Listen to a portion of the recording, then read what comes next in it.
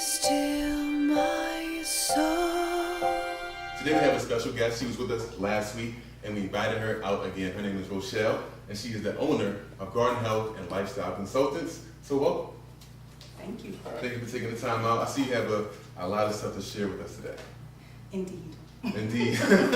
So first of all, let's get into your nursing. So you're also a nurse. I am a nurse. So what type of nurse are you?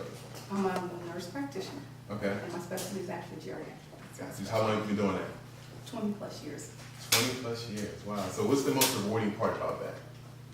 The teaching, the listening to them, hearing their stories. A lot of stories. Okay. I've always known I wanted to be a nurse since I was 4. 4. And when I was homeschooling, I wanted to give Okay. more, but I couldn't figure out how to do it being home. And so I decided to begin to teach Okay. how to live healthier, how to deal with diseases, Okay. other than the way that I traditionally known, Right. which was through allopathic medicine. My familiarity with the alternative and lifestyle being so significant to how I live came through my faith. Okay. And so with that exposure, I wanted to know how to use it, the health principles that I've been taught Right. and that I lived. And so there were others around who were using their the health principles, Right. as I would call them, but I was able to combine them in a different way. And Combine. this all evolved over years. Okay. Food is not separate from health. We have an adage that Right. says you are what you eat. So we So already true. believe that. Right. And so it was kind of natural evolution to really expound. As people were having difficulty accepting or being responsible for Right. health, they were always interested in food. Right. So I began to use it as a backdoor entry. Because you had food, and then food leads to health, and so that's how you got into it. Preserving food. Okay. There's 3 or 4 primary ways of preserving food. Okay. One is canning, which we know as jars. We see that in the grocery store, but we don't think about it Right. as food preservation, but it is a way. Then there's dehydrating, which is what before refrigeration, all those things came with people, all cultures have always tried. So this is a dehydrating machine, right? Dehydrating, yes. Okay. And what is the third way? The third way is what we freeze. Freeze. Okay. Okay, we freeze things. There's a fourth way we can use like grains and things you dry store. Gotcha. All right, so Okay. those are the four methods of food preservation. What is the process? Let's talk about the spaghetti sauce first. Okay. How do you get that? Use your own herbs in there? Do you get from other farmers as well? And then how does the Yes. canning process begin? Okay, when I'm canning, there's 2 methods of canning. There's what most people know about what we call hot water bath, and that's when you make anything that's sweet. Okay. When you make relishes, anything that has lemon, or not lemon, but if it's acidified like vinegar, Right. then that is what we call hot water bath, where you can just take the food, put it in a jar with that base, be it vinegar or sugar, Okay. base like a jam. We don't have a relish out here. There is one somewhere. A Okay. pickle relish. Those are put in a hot pot, Okay. filled with water, and you immerse the jar, totally covered, about 2 inches, and you let it boil for so many minutes. Right. And you take it out and set it to the side, and it's done. That's it. Then we have what we call pressure canning.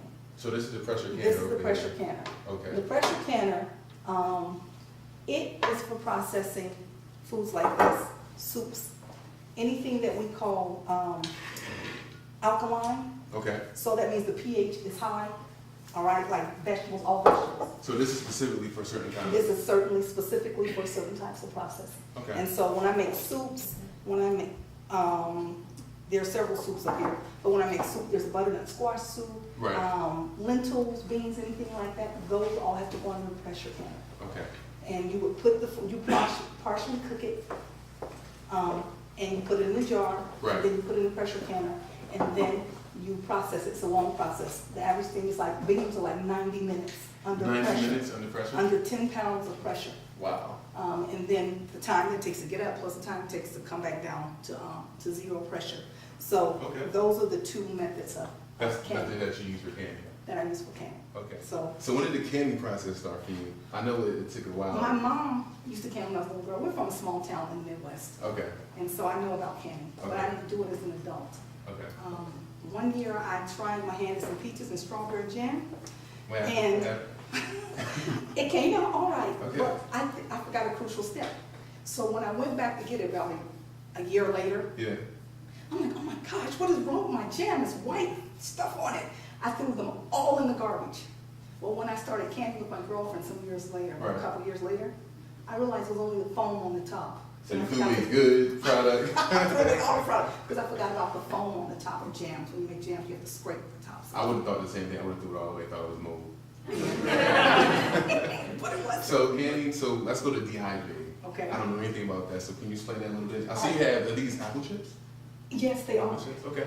All right, dehydrating is just, like I said, another way to put away food. It's actually the most nutritious for all your food preservation. Everything. So it's, Because of the process, the time factor, because it's such a slow, low heat process, right.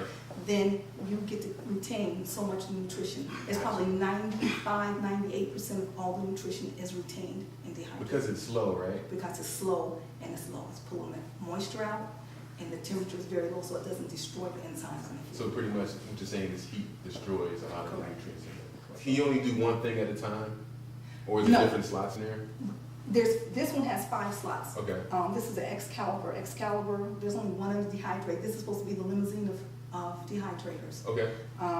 But there's a larger one that has 9 racks.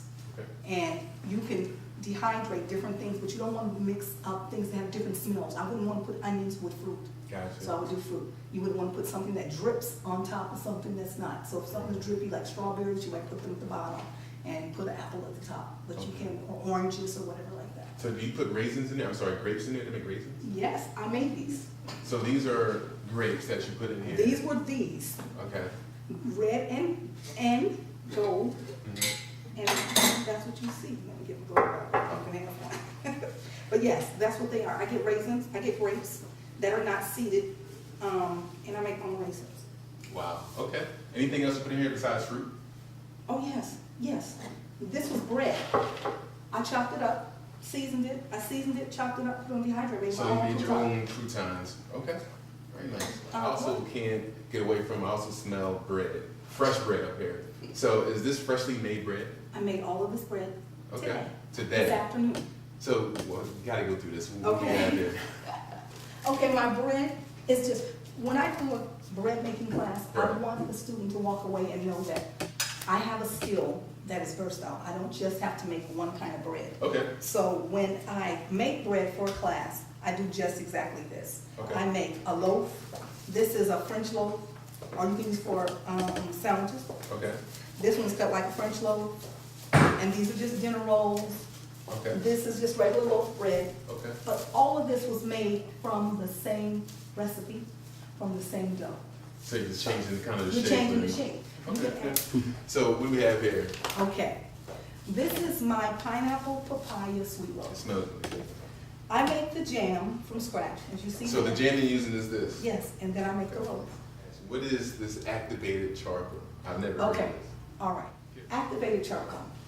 Activated charcoal is simply burned, charred, oxygenated plant matter. It can be coconut husk. Mhm. It's been many, many things over the years, but they use different woods. This is not the briquette that you put on the Right. barbecue grill. Right, yeah. That is carcinogenic. This is Okay. life-saving. And it's a very, very fine powder And why is it life saving? because it has what we call adsorptive, AD.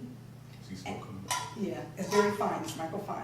Adsorptive properties. It's very, very small. Let me see if it's very small, and it has the ability to take a hold or latch to Right. to toxic things, and it carries it out of the system. If you use it, you can mix it with water. You can make what we call poultices. You know what a poultice is? No. A poultice is you would take something like this, mix it with water, make it into a paste, and you can put another element with it, like flaxseed. Yeah. And then you can put it on something, I use it in cancer treatments. Okay. It stops pain, it relieves, if you drink it, it relieves indigestion. In the hospitals, we use it today, but we only use it for poison control. Yeah, I was gonna ask you, is this out there in public right now? Yes, right now, every emergency room in the United States has Now, charcoal. is it called charcoal? It's called charcoal. Okay. So if someone comes in that has poison, there's a call made, ambulance comes, someone's ingested poison, depending on what kind it is. Right. When they get there, they will do what we call lavage them. They'll put a tube down their throat, Mhm. and they'll put at least 50 grams of charcoal in a liquid form down their throat. Wow. And it will absorb whatever's in there. If they've The gotten in there, toxins. yes, if it's whatever poisons that's there. And so they'll suck it back out, but it'll be pulled out through this charcoal. This should be in homes, just like people who have, you heard of EpiCap? No. Epicap is something, it's a liquid that you would have in home. Parents who have small children probably have it. Okay. So if they swallow something poison, they would give it to them and try to get them to the hospital. Ah, This is, they've done side-by-side studies. This is more effective than Epicap. really? Yes. Cat's claw, these are my tinctures. A tincture is when you take an herb. The cat's claw right here. When you take an herb, Right. and it can be dry herb, and you put it in a liquid, which is alcohol. Okay. I put it in, this is in 80 proof vodka. So, okay. You don't drink it though, right? You don't drink it Okay, straight, just okay? You wouldn't get drunk, but tinctures are made in alcohol. There's Okay. some are made in brandy, some, if you make them at home, but I think most in the stores that are tinctures are made in, are made in vodka Vodka. or something like that. Okay. Alcohol has the ability to extract the properties out of herbs. Okay. Okay, and so when you extract the property out of a dry herb, you have the liquid, you strain off the body, the pulp part, and you use what we call, it's a very concentrated form of that herb. And so we give it to you. How long does that process take though? When I set up these tinctures, Right. some places say as short as 2 weeks, as long as 8. 8 weeks, okay. So these, So you also mentioned earlier about teaching. So what kind of classes do you teach? I teach bread making, I teach dehydrating, Okay. and I teach canning. The canning classes are 2 separate classes because they're 2 different processes. So I call it 101 if you want to do jams, hot water bath, that's the Right. beginner's class. The advanced class is when you're using the pressure canner. Okay, let's say if you had somebody wants to take a class, how can they reach you? They can reach me, my phone number should be on my website, but my Okay. number is 404-964-2805. And you will reach me, that's my number, and we will discuss what class they want to do, Okay. and we would talk about the details of how we would set it up. At this point, I'm willing to travel to where I was people about to ask you, are. would you travel for group presentations and stuff? Correct, I will do. And not only I do talks, I do health talks besides the food stuff. Okay. I do health talks and personal lifestyle consulting, that's what the business is.